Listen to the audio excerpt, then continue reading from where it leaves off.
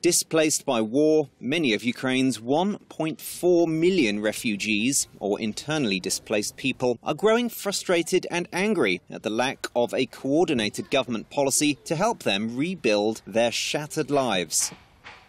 Many of those who have fled the fighting have been forced to rely on charities and networks of volunteers for help with food, clothing and accommodation.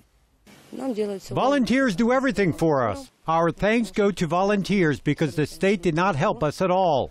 The volunteers brought us here. The whole place was overgrown, but everything here was cleaned up by volunteers from the Maidan hospital.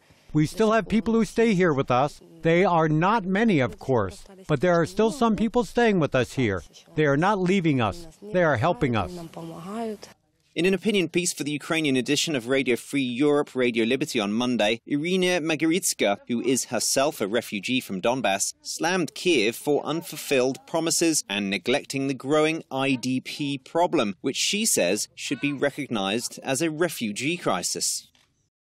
The state even stops short of calling us refugees, just like Kiev calls the war in East Ukraine an anti-terror operation instead of a war. But instead, the government uses the ambiguous term IDP instead.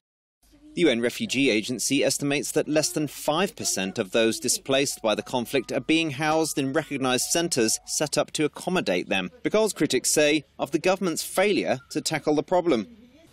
According to government statistics, there are now 1.4 million internally displaced people in Ukraine, putting Ukraine in the top 10 internally displaced people hosting countries in the world.